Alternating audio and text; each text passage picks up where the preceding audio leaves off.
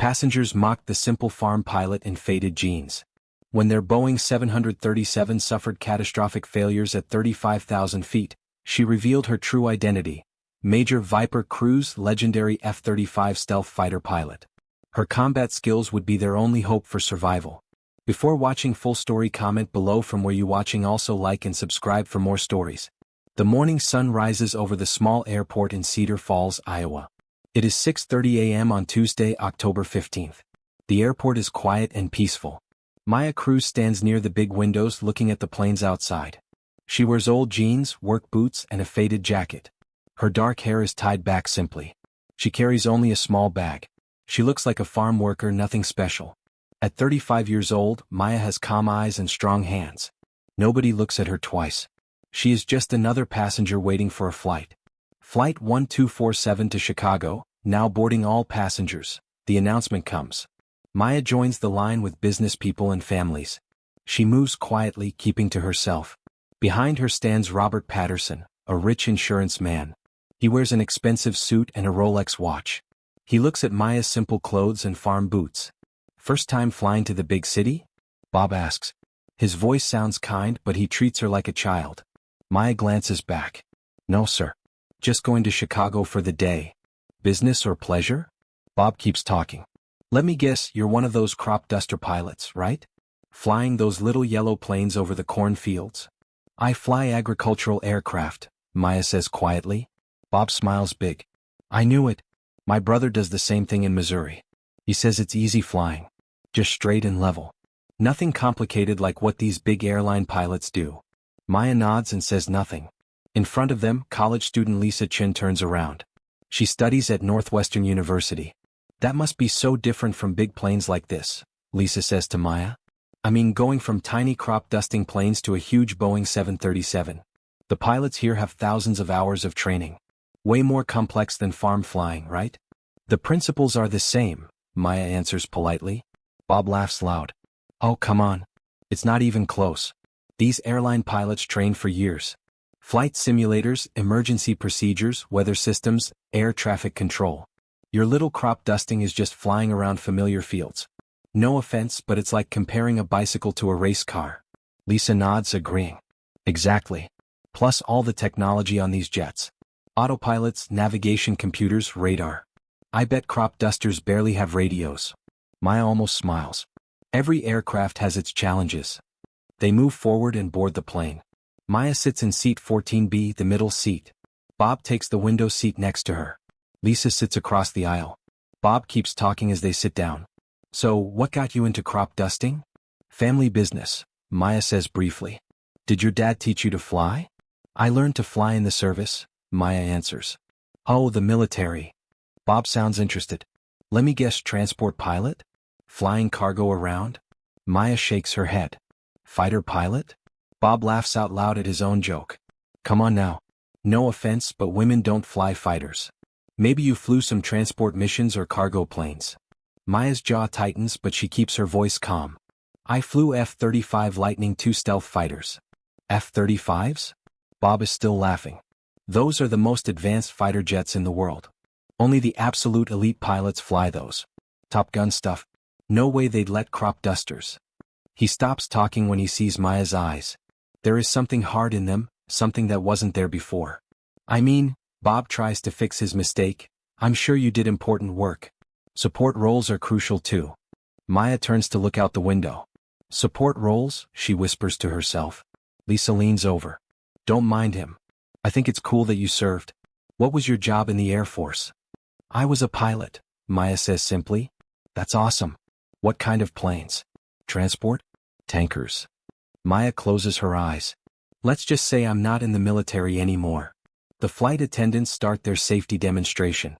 Maya watches carefully, noting all the emergency exits and safety equipment. She has been through countless briefings before. In the cockpit, Captain Michael Torres and First Officer Jennifer Walsh prepare for takeoff. Torres has flown for 15 years. Walsh has 8 years of experience. "Weather looks good to Chicago," Torres announces over the speaker. "Flight time should be about 1 hour and 45 minutes. We're third in line for takeoff." Maya checks her watch. 8:20 a.m. The flight is running a bit late. As the plane moves toward the runway, Maya's mind goes back 7 years. She remembers another October morning. She was Captain Maya Cruz then with the call sign Viper. She was preparing for a combat mission in her F-35C Lightning II. The memories come back strong. The power of the fighter jet. The displays showing enemy threats. The radio chatter with her wingman, Blade 2. Viper, this is Overlord. You are cleared for Operation Nightfall. Good hunting. Overlord, Viper copies. Flight is armed and ready. That was her last combat mission. She destroyed 3 enemy fighters in 12 minutes. Military historians later called it one of the most important air battles of the 21st century. And now she sits in a middle seat, listening to an insurance man explain why women can't be fighter pilots. Ladies and gentlemen, this is your captain, Torres announces. We're cleared for takeoff. Flight attendants, prepare for departure. The Boeing 737's engines power up. Maya feels the familiar push of acceleration and liftoff. No matter what plane she's in, this moment is always special. Bob grips his armrest tight. I hate this part, he says nervously. Always makes me nervous when we first take off. Maya looks at him with amusement. This man who just explained how dangerous flying is, he's terrified of a normal takeoff. It's perfectly safe, Maya assures him. These pilots know what they're doing. I know, Bob says. It's just, we're trusting our lives to people we've never met. At least with your crop dusting, you're in control of your own plane. If he only knew, Maya thinks. She has trusted her life to wingmen while flying into combat. Enemy missiles and fighters trying to kill her. A takeoff from Cedar Falls is as dangerous as brushing her teeth. 30 minutes into the flight, they cruise at 35,000 feet over Illinois farmland. Maya starts to relax. Maybe she can finish this flight without drama. Maybe she can just be Maya the crop duster for 2 more hours. Then everything goes wrong. A loud bang comes from somewhere in the plane. The aircraft shakes violently, throwing passengers against their seat belts. What the hell was that? Bob shouts, his face turning white. Before anyone can answer, the plane lurches to the right. Oxygen masks drop from the ceiling. Passengers scream. A baby cries. Someone in the back yells, "We're going to crash." Captain Torres's voice comes over the speaker, trying to stay calm. Ladies and gentlemen, we're experiencing some technical difficulties. Please stay in your seats and put on your oxygen masks immediately. Flight attendants, take your seats.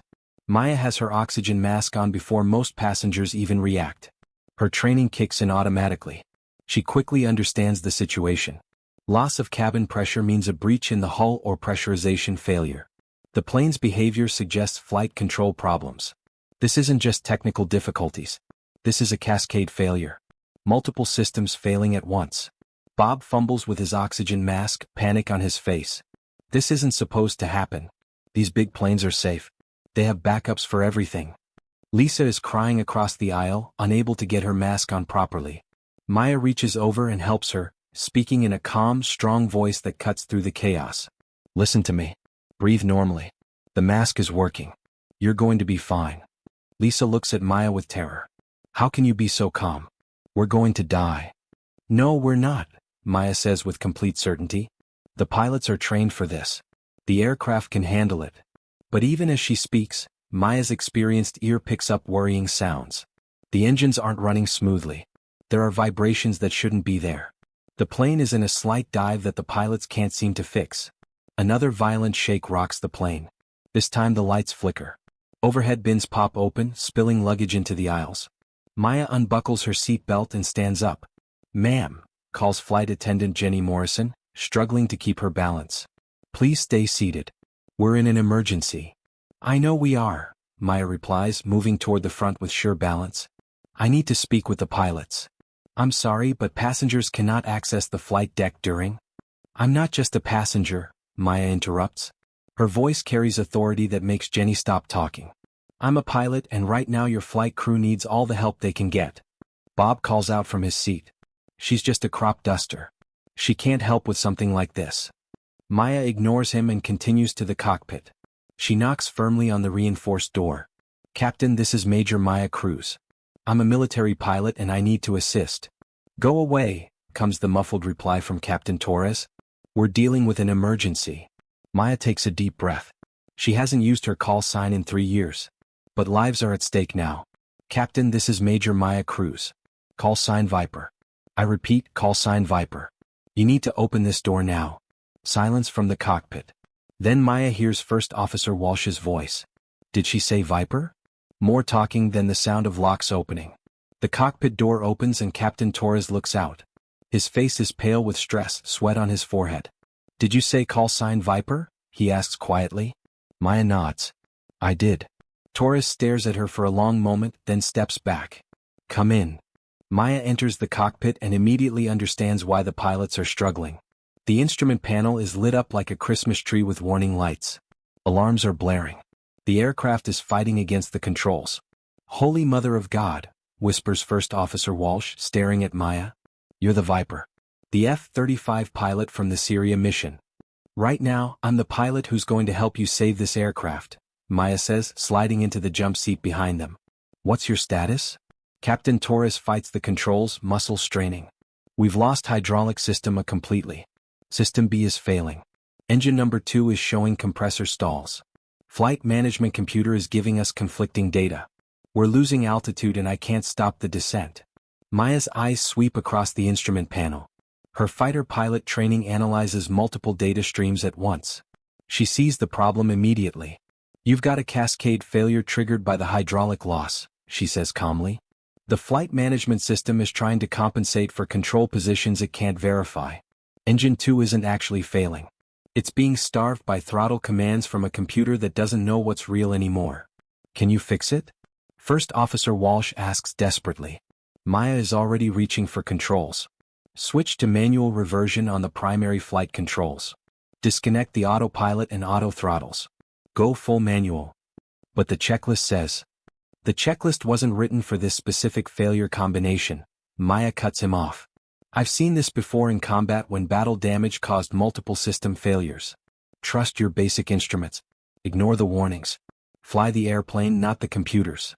Captain Torres hesitates for a moment, then starts following Maya's instructions. The violent shaking begins to decrease as the aircraft responds to manual control instead of conflicting computer commands. Good, Maya says. Now restart engine 2 using the auxiliary power unit. The engine is fine. The computer just thinks it failed. First Officer Walsh starts the restart procedure. Engine 2 spools back up to normal operation. How did you know that would work? Torres asks in amazement. Because I've had every system on an F-35 Lightning II fail simultaneously while dodging surface-to-air missiles over Syria, Maya replies matter-of-factly. When you're flying at Mach 1.8 and someone's shooting at you, you learn to distinguish between actual failures and system confusion very quickly. The aircraft is now flying much more smoothly, though they still have limited hydraulic systems and degraded flight controls. Maya keys the radio. Chicago Center, United 1247. We have a former military aviator assisting the crew. Requesting immediate priority handling for emergency landing at nearest suitable airport. United 1247, Chicago Center. Roger. Understand you have additional pilot assistance. State the nature of your emergency and souls on board. Chicago Center, United 1247 Heavy. We have experienced multiple system failures including hydraulic systems and flight management computers. We have 147 souls on board and are declaring an emergency. We need vectors to the nearest airport with emergency equipment standing by. United 1247, turn left heading 075. O'Hare International is 85 miles northeast. Emergency equipment will be standing by. Can you maintain current altitude? Maya looks at the instruments. We can maintain altitude with manual control, but we'll need to make a straight-in approach. No holding patterns or extended vectors. Roger, United 1247. You're cleared direct O'Hare. Descend and maintain flight level 240. As Maya coordinates with air traffic control, both commercial pilots stare at her with expressions of awe and disbelief. You really are her, aren't you? Captain Torres says quietly. Viper. The pilot who single-handedly won the Battle of Aleppo. Maya doesn't take her eyes off the instruments. That's classified information, Captain. The Air Force released some details last year, Torres continues. 3 enemy fighters destroyed in one engagement. A surface-to-air missile site eliminated. You saved an entire Marine unit that was pinned down. I did my job, Maya says simply. Your job. First Officer Walsh shakes her head in disbelief. Ma'am, you're a legend.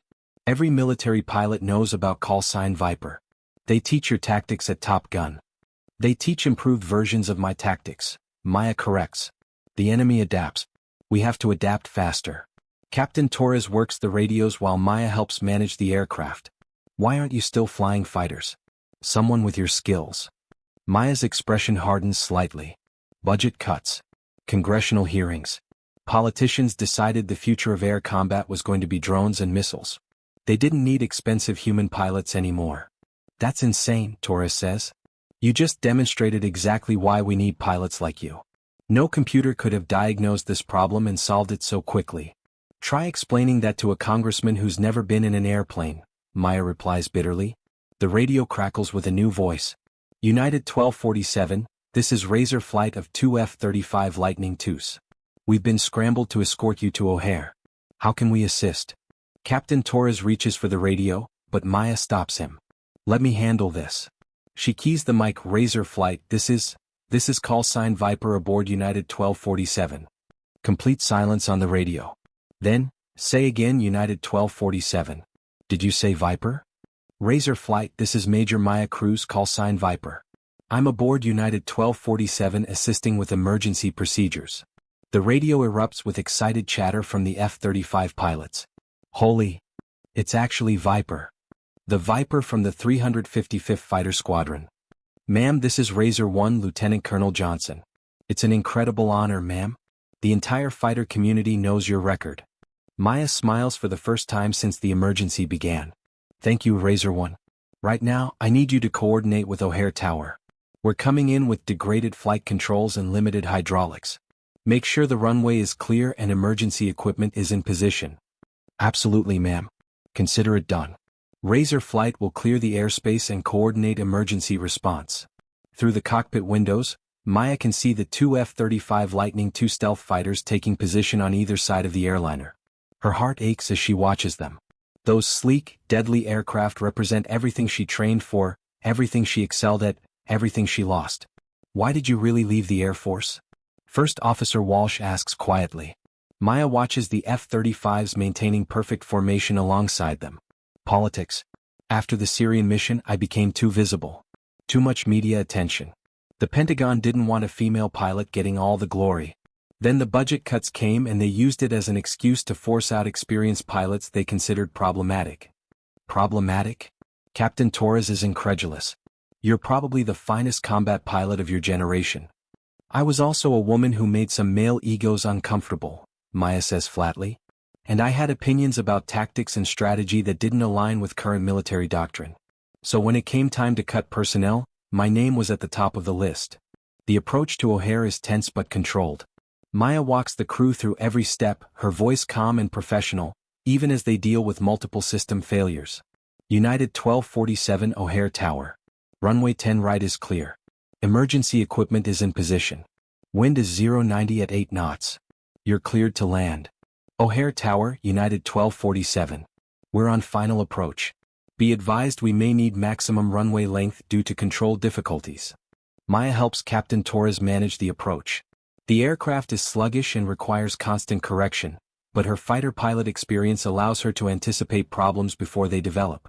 Airspeed is good, she calls out. Watch your sink rate, there. Bring the nose up slightly.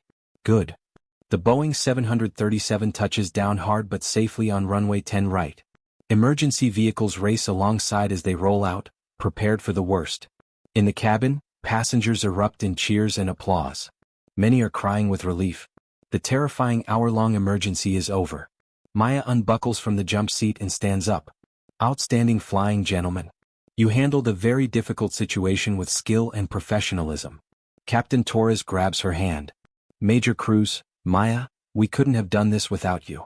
You saved 147 lives today. We all did our jobs, Maya replies. That's what professionals do. But as she heads toward the cabin, both pilots call out to her. Major, First Officer Walsh says, I don't care what the politicians in Washington think. You belong in a cockpit. The Air Force made a huge mistake letting you go. Maya pauses at the cockpit door. The Air Force will survive without me. They always do. That was then. This is now, Maya. We're facing a pilot shortage crisis. Experienced combat aviators are leaving faster than we can train new ones. We need our best pilots back in the cockpit. The offer is generous. Full reinstatement at her previous rank. Command of an elite aggressor squadron at Nellis Air Force Base. Promotion to lieutenant colonel within 12 months. I need time to think about it, Maya says. That evening, Maya sits on her front porch watching F-35s fly overhead in the distance. Her phone buzzes with a text from Lieutenant Williams, a young pilot she met at O'Hare. Ma'am, I'm at Hill AFB now starting F-35 training. I hope you come back to the Air Force. We need pilots like you to train us. Maya stares at the message for a long time. Young pilots like Williams are counting on experienced aviators to pass on knowledge about combat flying and survival. The next evening, Captain Torres and First Officer Walsh from the United Flight drive down from Chicago to her farmhouse. Maya, Torres says, we needed to thank you in person. Without you, everyone on that airplane would have died. More importantly, Walsh adds, if the Air Force stops producing pilots like you, the entire aviation industry suffers. Your decision affects every future passenger who might someday need a pilot with your skills. After they leave, Maya calls Colonel Martinez back. Carlos, it's Maya. I have conditions. Name them. I want to train pilots, not fly a desk. I want tactical development authority. And I want guarantees that experienced pilots won't be cut in future budget crises. 2 days later, Martinez calls back with good news. The Chief of Staff wants to meet you personally. You've got command of the 65th Aggressor Squadron at Nellis. Full colonel rank within 18 months. And personal protection from future personnel cuts. Maya looks out at her cornfields one last time. I accept. 2 weeks later, Colonel Maya Cruz stands on the flight line at Nellis Air Force Base in Nevada, wearing a flight suit with her old call sign Viper, embroidered on her name tag. Her new squadron of elite pilots gathers around for their first briefing. My name is Colonel Maya Cruz, call sign Viper, and I'll be your new squadron commander. A young captain asks, Ma'am, what's the most important thing we need to know?